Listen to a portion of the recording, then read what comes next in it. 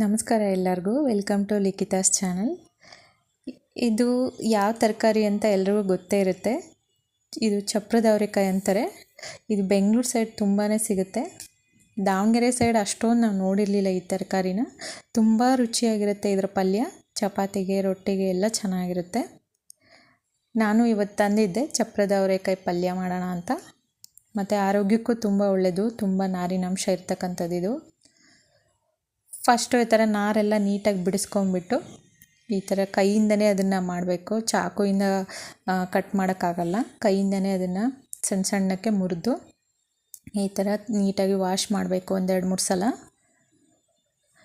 ಇದು ಆಲ್ಮೋಸ್ಟ್ ಅವರೆಕಾಯಿ ಟೇಸ್ಟೇ ಇರುತ್ತೆ, ಚೆನ್ನಾಗಿರುತ್ತೆ. ನಮ್ಮನೇಲಿ ಎಲ್ರಿಗೂ ಇಷ್ಟ ಆಗುತ್ತೆ ಇದ್ರದ್ದು ಪಲ್ಯ.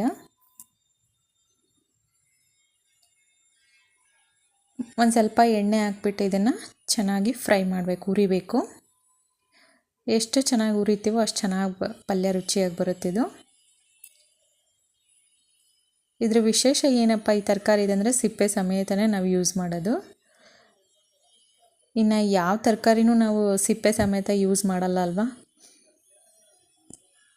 ಇದು ಕಾಳು ಮತ್ತು ಸಿಪ್ಪೆ ಸಮೇತನೇ ನಾವು ಇದನ್ನು ಪಲ್ಯ ಮಾಡ್ತೀವಲ್ವ, ಅದೇ ಒಂದು ವಿಶೇಷ ಇದ್ದು ಈ ತರಕಾರಿದು. ನೀಟಾಗೆಲ್ಲ ಫ್ರೈ ಮಾಡಬೇಕು, ನೀಟಾಗಿ ಉರಿಬೇಕು. ಸ್ವಲ್ಪ ಎಣ್ಣೆ ಉಪ್ಪು ಹಾಕಿ ಹುರಿದ್ರೆ ಬೇಗನೆ ಫ್ರೈ ಆಗುತ್ತೆ. ಮತ್ತು ಉಪ್ಪು ಹಾಕಿದರೆ ಅದು ರುಚಿನೂ ಚೆನ್ನಾಗಿ ಅನಿಸುತ್ತೆ.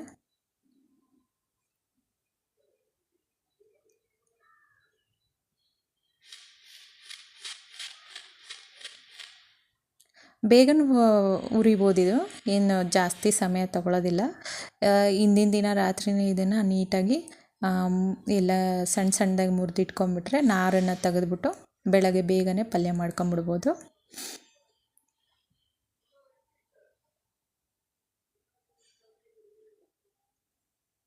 ನೋಡಿ ಹುರಿದಿದ್ದಾಯಿತು. ಇವಾಗ ಒಂದು ತಟ್ಟೆಯಲ್ಲಿ ಹಾಕ್ಕೊಂಡಿದ್ದೀನಿ.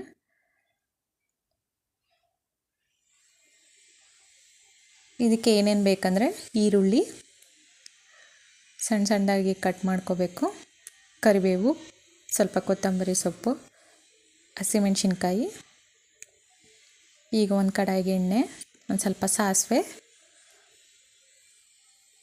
ಒಂದು ಸ್ವಲ್ಪ ಜೀರಿಗೆ,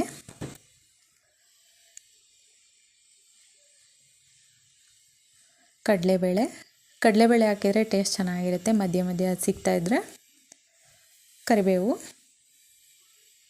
ಹಸಿಮೆಣ್ಸಿನ್ಕಾಯಿ ನಾನು ಏನಕ್ಕೆ ಉದ್ದುದ್ದ ಹೆಚ್ಚಿಬಿಟ್ಟು ಹಾಕ್ತಾಯಿದ್ದೀನಿ ಅಂದರೆ ಇದು ಪಲ್ಯದಲ್ಲಿ ಗೊತ್ತೇ ಆಗೋಲ್ಲ, ಅದು ಸಣ್ಣ ಕಟ್ ಮಾಡಿದರೆ ಮಕ್ಳಿಗೆ ತಿನ್ನೋಕ್ಕಾಗಲ್ಲ. ಸ್ವಲ್ಪ ಉದ್ದುದ್ದು ಕಟ್ ಮಾಡಿ ಹಾಕಿದರೆ ಅದು ಬೇಡ ಅಂದರೆ ಎತ್ತಿಡ್ತಾರೆ.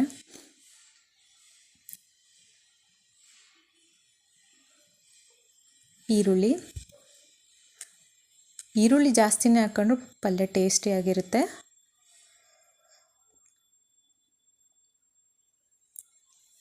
ಎಲ್ಲದನ್ನು ನೀಟಾಗಿ ಎಣ್ಣೆಯಲ್ಲಿ ಫ್ರೈ ಮಾಡಬೇಕು.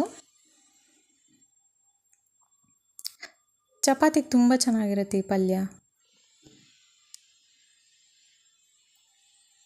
ಇವಾಗ ಹುರಿದಿಟ್ಕೊಂಡಿರ್ತಕ್ಕಂಥ ಚಪ್ರದ ಅವರೆಕಾಯಿನ ಎಲ್ಲವನ್ನು ಸೇರಿಸ್ಬೇಕು. ನನಗೆ ಸ್ಟಾರ್ಟಿಂಗ್ ಬಂದಾಗ ಇದ್ರದ್ದು ಹೆಸರೇ ಗೊತ್ತಿರಲಿಲ್ಲ, ಈ ತರಕಾರಿ ಹೆಸರು. ಆಮೇಲೆ ಹೋಗ್ತಾ ಹೋಗ್ತಾ ಗೊತ್ತಾಯಿತು. ಆಮೇಲೆ ನನಗೆ ಇಷ್ಟನೂ ಆಯ್ತಿದು.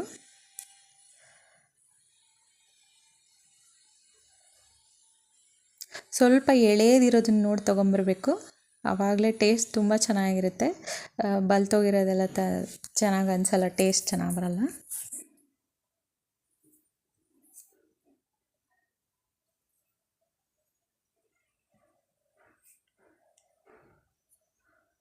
ಈರುಳ್ಳಿ ಎಲ್ಲ ಹಾಕ್ಬಿಟ್ಟು ಇದನ್ನು ಇನ್ನೊಂದ್ಸರಿ ಎಲ್ಲ ನೀಟಾಗಿ ಮಿಕ್ಸ್ ಮಾಡಬೇಕು.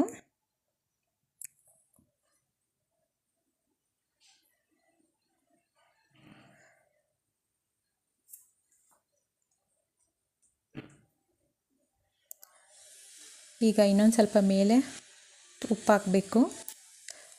ಉರಿಯೋದಕ್ಕೂ ಹಾಕಿರ್ತೀವಿ, ನೋಡ್ಕೊಂಡು ಹಾಕಬೇಕು. ಸ್ವಲ್ಪ ಅರಿಶಿನ, ಸಾಂಬಾರು ಪುಡಿ ಹಾಕಬೇಕು. ಸಾಂಬಾರು ಪುಡಿ ಹಾಕಿದರೆ ಟೇಸ್ಟ್ ಚೆನ್ನಾಗಿ ಬರುತ್ತೆ.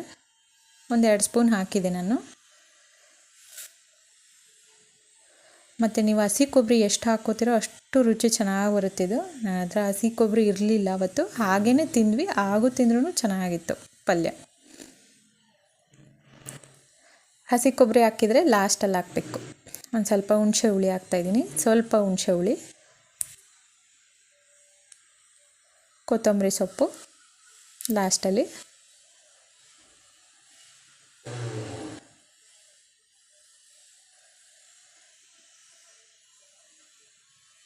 ಸ್ವಲ್ಪ ನೀರು ಹಾಕ್ಬಿಟ್ಟು ಲೋ ಫ್ಲೇಮಲ್ಲಿ ಇಟ್ಬಿಟ್ಟು ಬೇಯೋದಕ್ಕೆ ಬಿಟ್ಬಿಡಬೇಕು. ಒಂದು ಲಿಡ್ ಮುಚ್ಚಿ ಒಂದು 5 ನಿಮಿಷ ಸಾಕು. ನೀರು ಹಾಕಿ ಸ್ವಲ್ಪ ಬೇಯೋದಕ್ಕೆ ಬಿಟ್ಟರೆ ಒಂದು 5 ನಿಮಿಷಕ್ಕೆಲ್ಲ ಬೆಂದ್ಕೊಳ್ಳುತ್ತೆ. ನಾನು ಹೇಳಿದ್ನಲ್ಲ, ಗುರೆಳ್ಳು ಪುಡಿ ಹಾಕಿದರೆ ಯಾವುದೇ ಪಲ್ಯ ಚೆನ್ನಾಗಿ ರುಚಿಯಾಗುತ್ತೆ ಅಂತ. ಲಾಸ್ಟಲ್ಲಿ ಒಂದು ಸ್ವಲ್ಪ ಗುರೆಳ್ಳು ಪುಡಿ ಹಾಕಬೇಕು.